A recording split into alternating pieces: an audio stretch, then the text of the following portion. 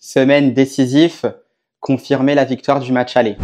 Hola a todos y a todas, j'espère que vous allez bien, c'est Baki Koune de Madrid. On se retrouve aujourd'hui pour une nouvelle vidéo à propos du Real de Madrid qui jouera justement son barrage de retour de Ligue des Champions face à Manchester City ce mercredi.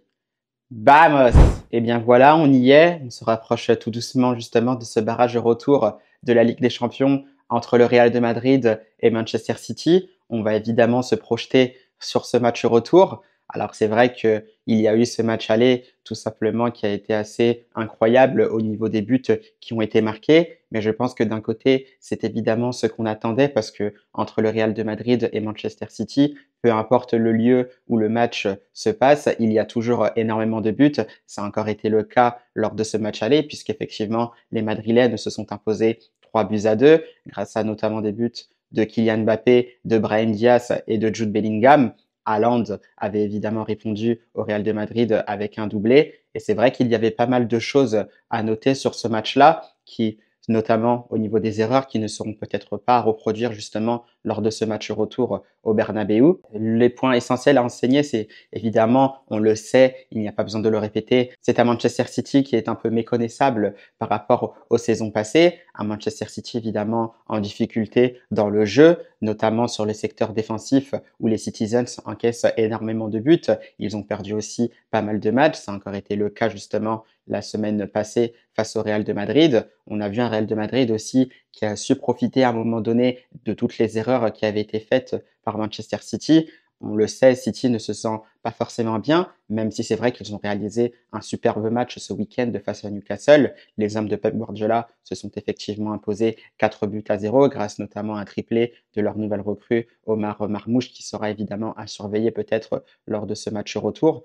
Donc voilà, sinon c'est un Real de Madrid, comme je disais, qui avait réussi voilà, à profiter des erreurs défensives de Manchester City. Il y a beaucoup d'espace dans le dos justement de la défense Citizens et on le sait justement, le point essentiel, il sera effectivement là avec la vitesse de ces trois joueurs, de Kylian Mbappé, de Rodrigo Goes et évidemment de Vinicius Junior.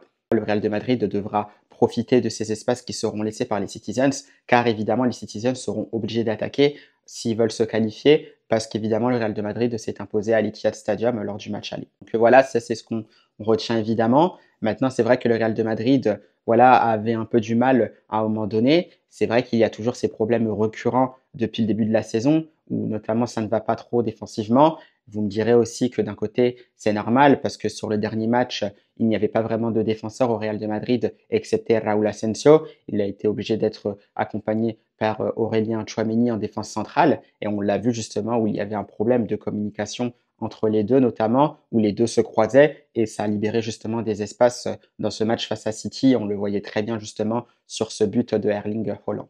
Voilà, ce sont ça justement qui sera évidemment à corriger. Maintenant, c'est vrai, comme j'ai dit, le Real de Madrid encaisse toujours un but. Je serais évidemment pas étonné que Manchester City arrive à mettre au moins un but du côté du Santiago Bernabéu, donc en Ligue des Champions ce mercredi. Donc on verra bien ce qui va se passer. Maintenant, c'est vrai que Manchester City va arriver, voilà, je pense avec tout ce qu'il a. Je pense qu'ils vont essayer de donner tout ce qu'ils ont. Au niveau de la composition d'équipe, on verra ce que Guardiola va concocter. On sait déjà que théoriquement, il perd Manuel Akanji. On verra par qui il sera remplacé. Nico Gonzalez sera peut-être de retour. À voir si Omar Marmouche sera directement intégré dans le 11 titulaire. On sait justement qu'il y a beaucoup de turnover dans l'effectif de Guardiola, mis à part Erling Haaland, je pense qu'il sera titulaire quasiment à 100%, à voir par qui il sera entouré. Est-ce qu'on retrouvera Kevin De Bruyne, qui a un peu du mal en ce moment titulaire?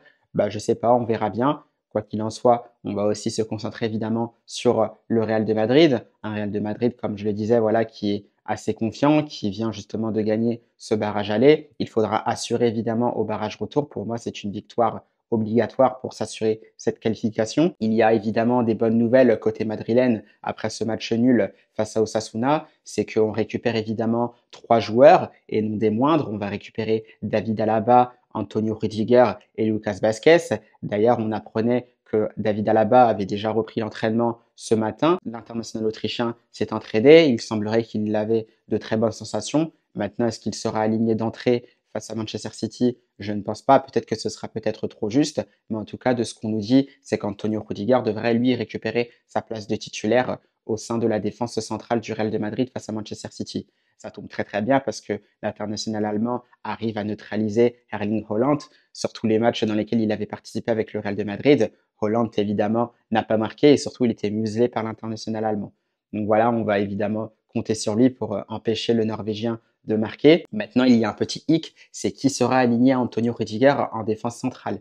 Et ben là, j'attends de voir parce que on va voir ce que va décider Carlo Ancelotti. Est-ce qu'il va mettre Aurélien Tchouameni ou est-ce qu'il mettra Raúl Asensio? Bah ça, j'attends de voir. Moi, de ce que j'ai vu et objectivement parlant, j'aimerais que ça soit Raúl Asensio, tout simplement parce qu'il connaît ce poste, il a été formé à ce poste-là, et ce qu'il montre depuis qu'Ancelotti la ligne en défense centrale, bah, c'est tout simplement exceptionnel. Il y a très très peu d'erreurs, il y en a quelques fois, mais je pense que ça fait partie du jeu, c'est normal. Il est encore jeune, il a qu'une vingtaine de matchs en professionnel, donc il est encore en train d'apprendre, mais ce qu'il montre, bah, c'est tout simplement quasi parfait, et avec un défenseur expérimenté à côté de lui comme Antonio Rudiger, bah, je pense que finalement ça peut faire l'affaire, et surtout bah, ça permet aussi peut-être de libérer Aurélien Tchouameni, de le faire remonter un peu plus haut. Maintenant voilà, ce qui peut poser un peu problème, c'est que d'une part en fait Ancelotti est peut-être obligé de faire jouer Tchouameni parce que des fois il y a un peu cette politique qui marche ou du moins qui est en marche, notamment au niveau des prix et des valeurs des joueurs. On sait que le Real de Madrid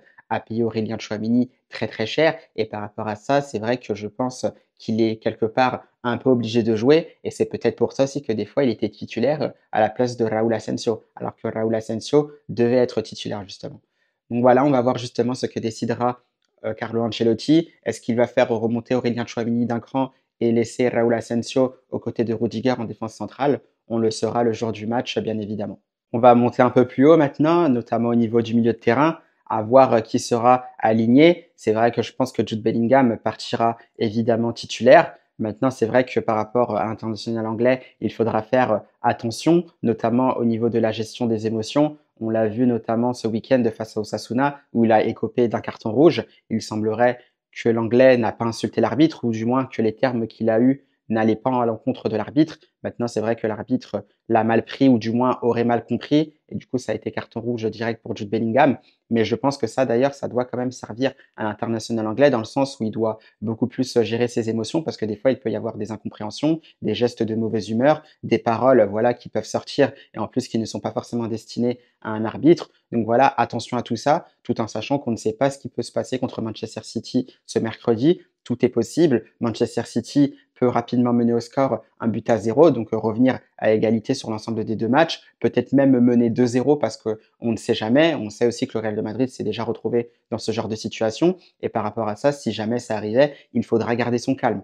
Donc voilà, Jude Bellingham devra faire d'une part très attention à cela. Mais voilà, dans tout ce qui est footballistique, on connaît justement la valeur de l'anglais, ce qu'il est capable d'apporter, sa capacité aussi à se projeter dans les derniers mètres pour apporter un surnombre aux offensifs du Real de Madrid. Voilà, ça on le connaît là-dessus. On sait qu'il est très très intéressant et on sait évidemment qu'il est très très fort. Sa capacité aussi à ratisser des ballons par moment, à aider ses partenaires sur les phases défensives. Donc voilà, là, côté footballistique, je n'ai aucun doute sur Jude Bellingham. Mais attention, comme je le disais, il faudra bien gérer ses émotions durant ce match-là, qui sera évidemment très très tendu. Voilà, par qui derrière sera accompagné Jude Bellingham? Bah, effectivement, moi, je me pose la question. C'est vrai qu'il y a quand même du turnover au niveau du milieu de terrain du Real de Madrid. Est-ce que Valverde, par exemple, récupérera sa place au milieu de terrain? Je pense que ça dépendra de comment se sentira Lucas Vazquez notamment. Mais c'est vrai que défensivement, Valverde apporte plus de garanties que le latéral espagnol, sachant que Manchester City va attaquer. Un Manchester City d'ailleurs qui pourra se présenter avec de sacrés clients sur les côtés. On a vu, il peut y avoir Savinho, il peut y avoir du Foden, il peut y avoir du Marmouche, il peut y avoir aussi du Jérémy Doku qui est très très fort dans la percussion. Et c'est vrai que comme je l'ai dit souvent dans d'autres vidéos, Lucas Vazquez, offensivement, ça va être évidemment très très intéressant parce qu'il ne faut pas oublier que c'est un ailier avant tout et pas un latéral droit. Et c'est là justement que défensivement, il pourrait être en difficulté parce que au niveau de la Ligue des Champions, bah, vous rencontrez quand même de sacrés clients qui jouent sur les côtés. Ça peut être, comme je disais, avec Manchester City, avec les Doku, Marmouche et j'en passe. Tu peux aussi jouer contre le Paris Saint-Germain et te retrouver, par exemple, face à des Gvara ou des Barcola. Pareil aussi du côté du FC Barcelone avec des Rafinha ou Lamine Yamal, le Bayern Munich évidemment. Donc voilà, il faudra faire quand même attention à tout ça. Que va décider Carlo Ancelotti? Mettre Valverde au milieu de terrain ou latéral droit? Ça, on le verra. Sinon, évidemment, au milieu de terrain, il a d'autres options. Évidemment, Camavinga apporte quand même peut-être aussi une valeur sûre au niveau de l'équilibre. On le voit parce qu'il a quand même fait du bien depuis son retour au milieu de terrain où ça libérait peut-être un peu plus notamment Jude Bellingham. C'est vrai qu'avec Dani Ceballos, il y avait quand même une certaine complémentarité et ça pouvait bien marcher à certains moments face à Manchester City. Maintenant, c'est vrai que par moment, le Real de Madrid est toujours en difficulté sur les sorties de balles, notamment dans les gros matchs. Donc, c'est à voir. Et évidemment, est-ce qu'il alignera Dani Ceballos ou Luka Modric? Je sais pas. Moi, après, c'est vrai que je pars beaucoup plus pour Luka Modric parce que je trouve Ceballos, pour moi, toujours un peu juste, même s'il fait quand même de très belles prestations. Il y a pas mal de passes réussies. Mais pour moi, ça ne me semble pas forcément suffisant. Donc, bien sûr que je partirai sur Luka Modric. Est-ce qu'Ancelotti est du même avis? Ça, je ne sais pas. Mais c'est vrai que sur la première mi-temps, par exemple, face à Osasuna, j'ai bien aimé la complémentarité qu'il y avait entre les trois, entre Bellingham, justement, Luka Modric et Camavinga. Est-ce qu'il les réalignera ensemble ce mercredi face à City? On attend de voir, tout en sachant que, comme je disais, il y a le retour de deux défenseurs centraux, donc à savoir Antonio Rudiger et David Alaba. Est-ce que ça peut faire remonter d'un cran Aurélien Tchouaméni? Voilà, ça on attend de voir, mais je pense que ce sont aussi des bonnes nouvelles dans tous les cas parce que ça donne effectivement beaucoup plus d'options à Carlo Ancelotti et on le sait, c'est très très important d'avoir beaucoup d'options quand les gros matchs arrivent, notamment celui-là face à Manchester City. Et puis évidemment, que dire aussi de l'offensif, l'attaque offensive du Real de Madrid. Comment va se présenter l'équipe du Real de Madrid en attaque? Est-ce que Carlo Ancelotti va réaligner les trois de devant, Vinicius Junior, Kylian Mbappé et Rodrigo Goes?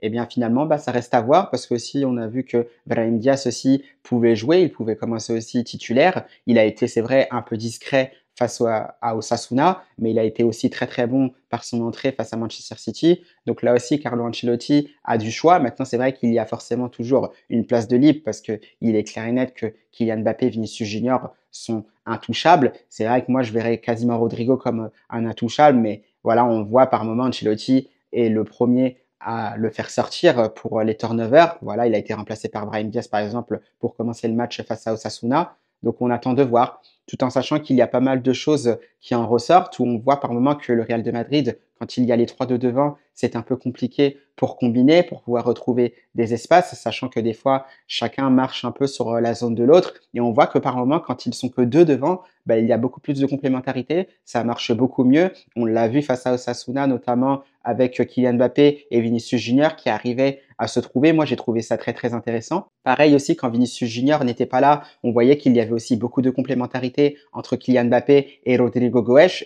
tout en rajoutant évidemment à chaque fois un Jude Bellingham qui venait s'incorporer pour combiner avec chaque fois les deux de devant. Mais voilà, tout ça pour dire que à deux, par exemple, ça marchait peut-être beaucoup mieux qu'à trois. Donc on va voir ce que va faire Carlo Ancelotti, mais ce qui est clair et net, c'est que Kylian Mbappé et Vinicius Junior débuteront le match face à Manchester City ce mercredi.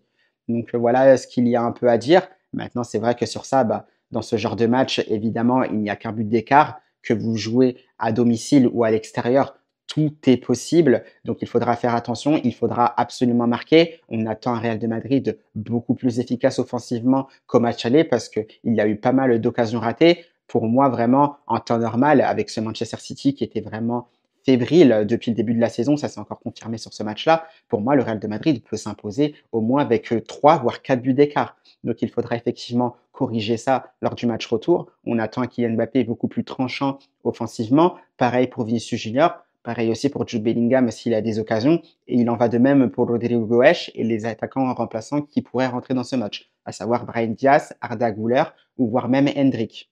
Donc voilà, c'est ce qu'on attend. Maintenant, on voit que c'est un Real de Madrid qui sait toujours réagir, même quand il est en difficulté. Ils n'ont pas réussi à finir les actions au match aller. Ils se sont fait punir. Ils ont quand même réussi à renverser la vapeur. Ça, voilà, c'est leur mérite. Ils l'ont mérité. Il faut quand même le souligner. Maintenant, voilà, il faudra être, comme je disais, beaucoup plus efficace dans ce match retour.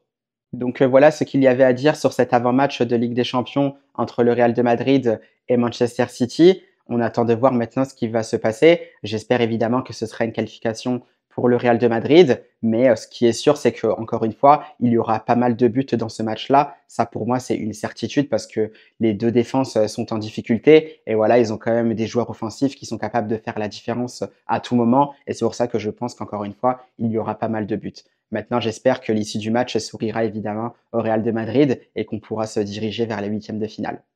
Eh bien voilà, ce sera tout pour cette vidéo. J'espère qu'elle vous aura plu. On se retrouvera évidemment pour une autre vidéo. Ce sera de débrief de ce match-là entre le Real de Madrid et Manchester City avec évidemment la qualification. À la Madrid!